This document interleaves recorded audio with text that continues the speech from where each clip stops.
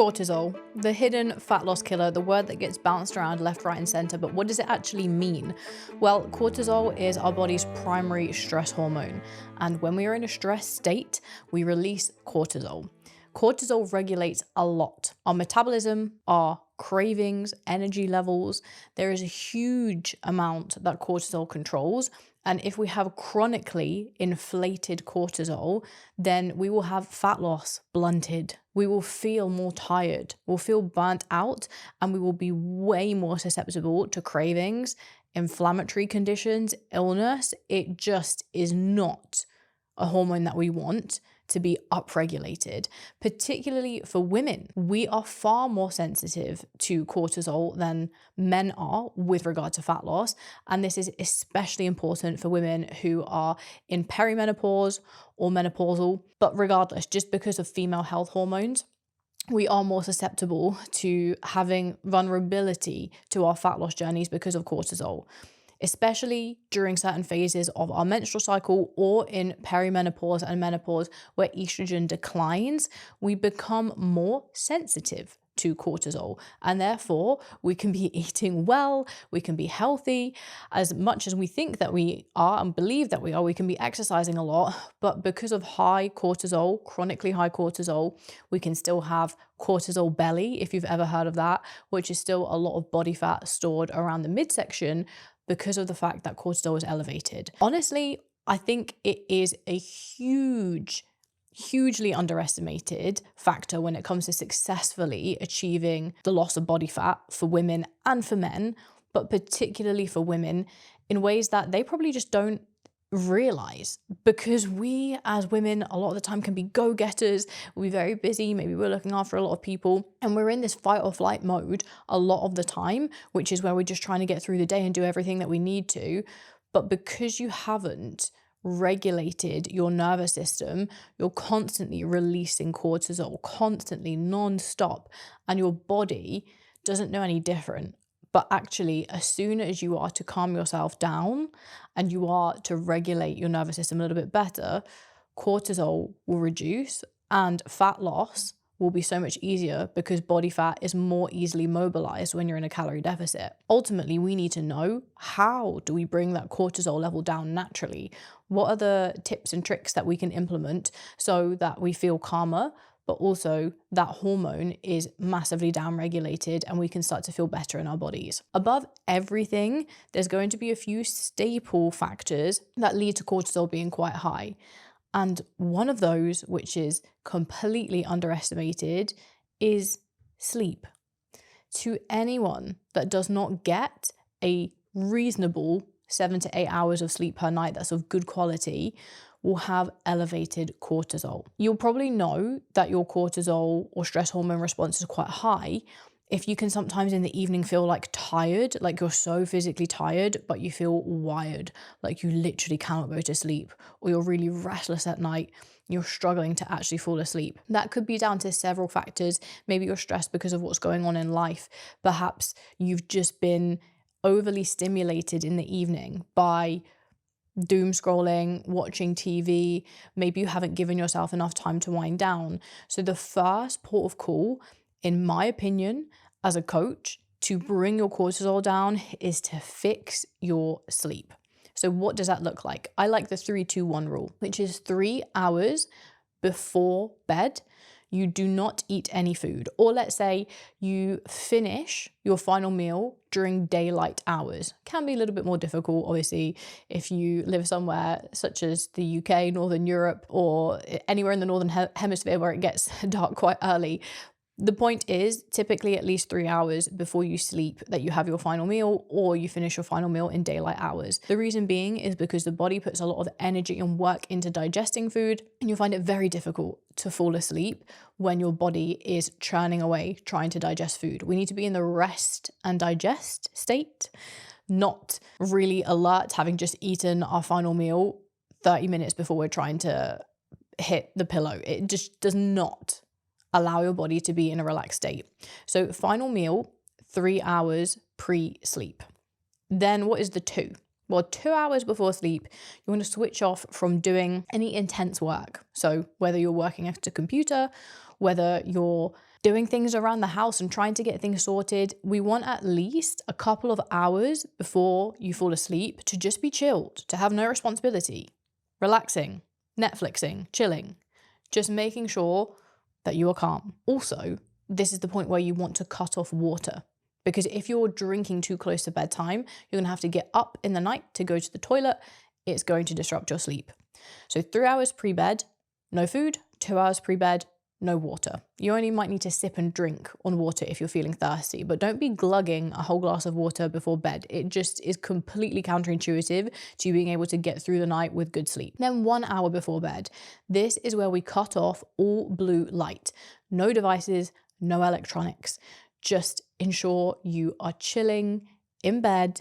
Maybe you're reading, maybe you're journaling, maybe you're meditating, maybe you're stretching, maybe you're having a nice bath. Whatever it might be, get rid of any electronics. And also, if you do take sleep supplements, and we'll get onto supplements later on in this podcast because I want to tell you about certain supplements that actually allow stress hormones to be balanced and brought down a little bit, then I would also recommend taking your bedtime supplement 1 hour pre-sleep. So that's your 3-2-1 rule. You really need to be meticulous about this if you want to have a great amount of sleep. Then, of course, you need to reverse engineer that the time that you fall asleep should allow for at least 8 hours of good quality sleep. So if you fall asleep at 10 p.m., you want to be waking up at 6 a.m. That is essential. As soon as you start to put those habits into place with when you stop eating, when you stop drinking, when you stop working and running around, when you take your sleep supplements, and when you stop having blue light directed into your eyes, which dissolves melatonin, which is your sleepy hormone. As soon as you stop doing that and you actually stick to that 3-2-1 rule, you'll find your sleep improves drastically, okay? Dramatically. And then when you are more rested, you will stop the elevation of your hunger hormones punching you in the face, because guess what? Being underslept increases your cortisol levels. When your cortisol levels are higher, it increases cravings. So it interacts with our hormones of ghrelin and leptin. Those are the hormones that tell us when we're hungry versus when we feel full. And you will find that so much more of your day, you're not feeling like you just want to eat anything in front of you because you've got enough energy through rest. Prioritize sleep, and then prioritize your stress response. What does that mean? Well, you can't guarantee how your body physiologically reacts to a stressful situation. Let's say you get an email from your boss telling you that something that you needed to do was not submitted by the deadline, and now a client's really angry, and that client has said that they're leaving the company and your boss is blaming you, right? That's a stressful situation. You're like, but what do you mean? Like, I did submit it. I promise I did. And like, you're immediately in that moment probably going to be feeling a little bit worried. And why do you feel worried? You're probably worrying about the worst case scenario. What's the circumstances? Am I going to get fired? Is this putting me at risk, my family at risk? Of course it makes sense because you're anticipating danger. At the end of the day, humans are animals. We're going to have a stress response. The stress response will be physical. You might have sweaty palms. You might start to get a little bit shaky. That is your body telling you that there's adrenaline and cortisol coursing through your body, right? You might be worried that you're dropping the kids off late to school. I don't know. But when you notice that you kind of feel in that worried state, you can physically reduce that fight or flight mode, right? The way that we will do that is through means of breath work, through methods such as journaling, meditating. And this might sound woo-woo, but let me tell you, you can either be chronically stressed and have cortisol belly for the rest of your life because you don't want to learn how to breathe deeply and to journal your thoughts and feelings, or you can just suck it up and learn that actually, if you put on a quick YouTube video that you follow along for breath work, or you answer 3 questions in a journal and give yourself some peace of mind, you're then going to go through the rest of life being able to lose that body fat, and you're not going to be an absolute terror to everyone around you because you're not going to be nagging and stressed and exploding at everyone. You can probably see what I would recommend for you to do here. So, breath work. When we think about it, the reason why we shallow breathe like that when we're stressed or worried is because we're trying to get in a lot of oxygen, right? Which is preparing us to move, because it's a survival mechanism, right? We've evolved. When we've encountered danger before, typically we've had to move really fast. So that's why we start panting and getting worried. But when we take big, long, slow breaths, no one does that when they're stressed. Everyone lets out a sigh when they're relaxed, when you're on the beach, when you're like, oh my God, life is good. This is what I mean, right? So in that moment where you get that message come through from your boss and you need to figure out what's gone wrong, maybe you say, I'm going to come back to you in 5 minutes. I will come back to you in 5 minutes once I've figured out what's happened. Or maybe you say 10 minutes, but you take the first 5 minutes and you go and put on a calming breathing tutorial on YouTube to follow along. You feeling relaxed with me already? It is crazy how just focusing on that breath work immediately starts to dissolve that cortisol, that adrenaline that's bubbling through your body. Or once you've taken a few deep breaths, you go and journal and you say, what is the worst case scenario here? What's the best case scenario? What could have gone wrong? How do I want to act in this situation? Okay, here's the plan. Here's what I'm thinking and feeling. Here's how I should probably tackle it if I'm tackling it as a calm person who is acting as in line with them best selves. And then you go and you approach the day. On top of that, meditating, where maybe you're waking up in a stress state, or maybe there's stuff going on in your life and you feel so busy that you just want to take 5-10 minutes out of your day to think about nothing. Meditating trains you to control your thoughts. Meditating is not thinking. Meditating is just being aware of your thoughts, right? So if I sit and I meditate for 10 minutes, the way that I like to meditate is I envision a sky. And every single time I'm looking at this sky in my mind, it's a blue sky, completely clear. And sometimes a thought might pop up like, oh shit, you forgot to turn off the hair straighteners. And when that thought pops up, I see it as a cloud that's polluting my beautiful blue sky, and I just allow it to pass, right? I don't entertain it. I just let that cloud pass. And then I go back to my calm blue sky and I'm just focusing on my breath. And you do that for 10 to 15 minutes. And after 10 to 15 minutes of having consciously focused on pretty much nothing, because you just allowed the thoughts to pass, you can then zoom out and think, okay, I've just had a little bit of time where my brain has given me some nothingness, or at least I've controlled what I've been thinking to as much of my ability as I can do, because meditating is difficult. It takes time, it takes practice. Then you can step into the rest of your day thinking, right, how do I want this day to go now that I've had a little bit of time to just calm the noisy brain that I have? If you are a busy, career-driven woman and you know that your inability to lose the body fat that you want to lose is stopping you from living a confident, successful life, then hear me out. We have just launched our Fat Loss Accelerator program, which is made specifically for women who are constrained for time, yet they want to lose anywhere between 10 to 25 pounds of body weight within 90 days. Throughout this process, we're also going to teach you exactly what you need to know so that you can maintain this result forever. That it's the lifestyle changes and the habits that you need to implement for the rest of your life to finally become that confident and successful woman who excels in all areas of her life. So if you're interested in finding out more about our Fat Loss Accelerator program, then send me a message on Instagram. Send me the words Fat Loss Accelerator. My Instagram is millie@teamcbm. The link is in the description below, and I will get back to you with all the information that you need to know. Back to the episode. We are so bloody lucky that this information, what I'm telling you right now, is as accessible as it is. You can go online at any point and search guided meditation, guided breath work, type into ChatGPT, give me some journal prompts to work through my worried emotions because this situation has happened at work. And you can regulate yourself immediately to bring down that stress response. And if you start getting really good at doing that, you're constantly going to be in a very calm state and you're not going to be as stressed. I'll be completely biased here. I don't care.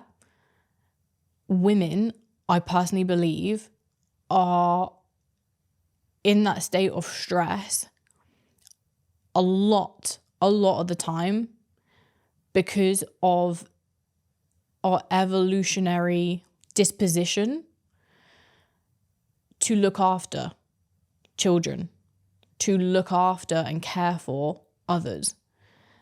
And we can very much so find ourselves worrying and feeling anxious, and therefore that's causing us stress because of what we're essentially evolved to do. So we have to get really good at controlling that element. Perhaps we could argue the same for men because of their role as protectors, right? They might always need to be on edge to protect.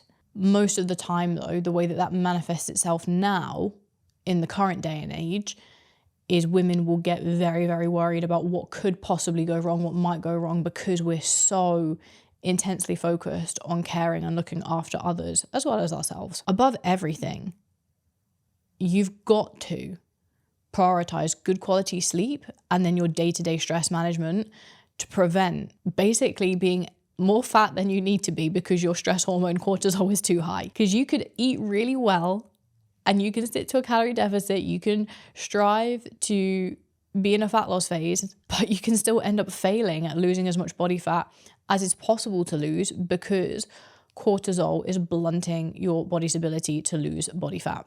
And there's a different extent for all different types of women. It does boil down to genetics. Some women will be significantly more influenced by higher cortisol than other women, but it doesn't change the fact that cortisol has the same fat loss blunting effect across both men and women. The other thing is, as I spoke about before, when we're talking from a hormonal standpoint, women, when they do have a decline of estrogen, so we're talking about the luteal phase or we're talking about perimenopause and menopause, we are far, far, far more sensitive to cortisol. Particularly, I noticed this with our incredible clients that are, let's say, 40, 45 plus years of age. They are mums. A lot of them have their own businesses or they're very successful in demanding careers, and they're going through this decline in estrogen because of how their hormones are changing.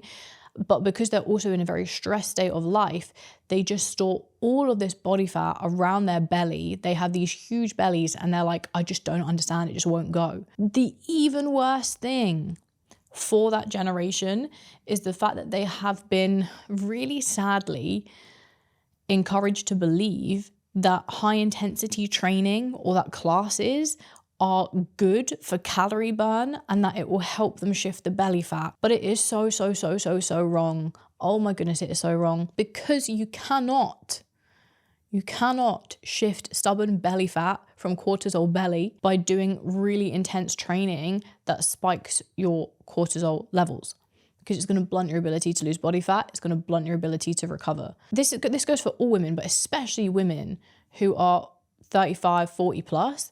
They must be focusing on resistance training as a primary source of exercise to build strength, bone mineral density, to prevent osteoarthritis in future years. Eat high protein, because protein cannot be stored as body fat. Like, protein and fat are completely different molecules. They cannot become the same thing, right? You eat tons of protein, it cannot be stored as body fat. And it'd be really, really difficult to eat tons of protein anyway. If someone can eat enough protein for it to be stored as body fat, that would be a ridiculous amount of protein that they're eating. So that's why I kind of say it's not possible. With these women, they must prioritize low intensity, low impact training. That might be lots of steps, maybe some hikes, Pilates, maybe a little bit of gentle cycling, incline treadmill walk. Nothing that is going to be absolutely crushing your adrenal system with fatigue because of how high your cortisol is. So when I'm talking about HIIT classes, I'm talking about anything that's really, really, really elevating your heart rate. That could be like a spin class. Maybe it's a really intense body pump class. Those things that we just want to avoid. On the odd occasion, if you've lowered your cortisol, you're someone who's a very calm person and you're already relatively fit and healthy without excess body fat, we can introduce that because your body obviously would deal well with it. But if you're on a fat loss journey or striving to lose fat at first, it's just completely counterintuitive. The most important thing is to avoid anything which is going to put your body in an incredibly stressed state. And so imagine you've got kids that you're looking after, you're running a business, or you're very, very intentionally focused on a career where you want to be successful and it demands a lot of you, and you're tired, you're wired, but physically exhausted. And then when you go and work out, you're doing a workout that near damn leaves you dead on the floor. that is just a recipe for disaster, and also, to be honest, to end up hating fitness. A lot of these women will undereat significantly as well because they've been trained to believe that less food will lead to more fat loss. And so they're so underfueled that they're not getting in enough protein, that they feel starving, they're losing muscle mass, because not only does cortisol cause you to store body fat, it makes it more difficult to lose body fat, but it also eats into muscle tissue. It is awful. Now that I talk about it out loud like this, it really does make me realize the gravity of how often we have to completely reinvent the wheel for a woman when she comes to us at age 48 and she's going through menopause, and everything that she's been doing for the last 15, 20 years and she thinks is going to work, that hasn't worked, has to be changed. And it doesn't feel difficult to do 2 to 3 resistance training workouts at the gym and to go and hit 10K steps per day and eat some good food compared to killing yourself to do 5 HIIT classes before. It doesn't feel difficult to do that. And that's why so many women get it wrong. They think that they must feel like they're suffering to get the results that they want, but it's quite the opposite. You should be going through life, waking up like a spring chicken, feeling pretty well rested. You should also enjoy your workouts and not feel like you're so out of breath that you can't speak during the workout. You should feel like if something stressful happens in the day that you can just brush it off your shoulder after you've taken 5 minutes to breathe or journal or meditate. Life should feel like that. That's how my life feels. And it's a pretty calm life, okay?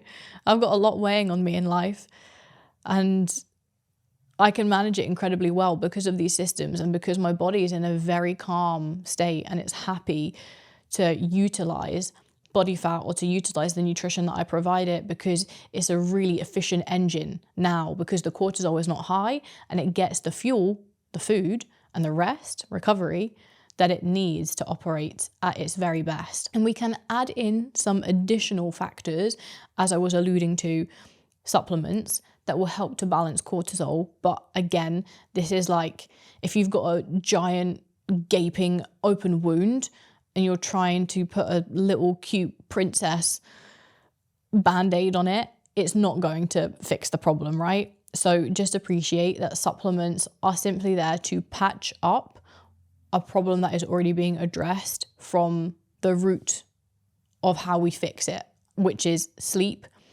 high protein diet, low impact exercise protocols. Then, with regard to the supplements, there are a good few supplements that can be taken for helping us to balance cortisol levels. And ashwagandha is a firm favorite of mine, incredibly well researched. I will leave a link in the description box so that you can go and read up about it.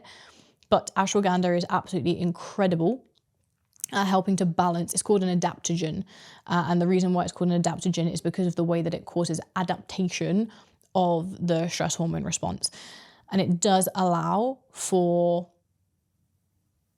in layman's terms, processing of these hormones to be in a more favorable way. So I would take ashwagandha sometimes first thing in the morning if I'm waking up and I'm feeling maybe a little bit more anxious, or maybe I want to just start the day in a calm fashion.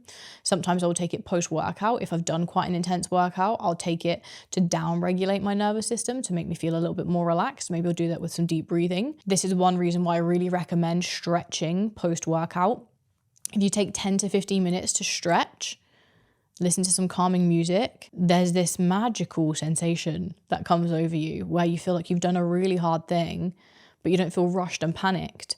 You feel proud and mellow and satisfied and calm. It is beautiful when you have that blend of some high intensity workouts, if your body allows for it, followed by some stretching. Then in the evening, again, 1 hour pre-bed, fantastic to take ashwagandha because it really does dull that kind of higher intensity sensation of how the day has been and how you're processing things. The other thing is magnesium is an incredibly good mineral to have plenty of in your diet, and you can get it through your food, through leafy greens, dark chocolate, but magnesium bisglycinate before bed is another fantastic supplement which helps to regulate mood and sleep. And if it improves the quality of sleep, then you're going to downregulate your stress hormone response. There are other supplements, to name a few. Let me get my list. Rhodiola rosea, an energy booster, which does seem, it has been proven to help with fatigue, brain fog. Holy basil, supposedly a stress and craving regulator, although this is not one that I often recommend. However, there is emerging research. A fantastic one for females actually is maca. It does support estrogen balance. So it really can support energy, mood, libido, and having just 1 to 2, 3 spoons of maca into like a smoothie, oats, something in your day is fantastic. Reishi mushroom, you might have heard of this when it comes to focus supplements. So reishi is, again, really good at calming the nervous system for good sleep and also for focus. Ultimately, it doesn't have to be complex. It's very simple to calm cortisol. And the way that I like to think about it is, if I had a child in front of me that I loved and I wanted to nurture and grow into being the most happy, calm, relaxed, healthy, beautiful adult, how would I nurture this child? I'd make sure that it's not playing video games until 3 a.m. and that it has a lovely, nice, cute bath time routine, that it feels relaxed and happy and cozy and cuddly and falls asleep for a real long night, that it's eating really nutritious, nutrient-dense foods, and that it doesn't feel like every single day when it exercises or it plays, like its heart is going to jump out of its mouth, because playtime is important. But if I made it run on a treadmill at 100 miles per kilometer and it looked like it was going to die, and I did that to it every single day, I think that child would be pretty exhausted.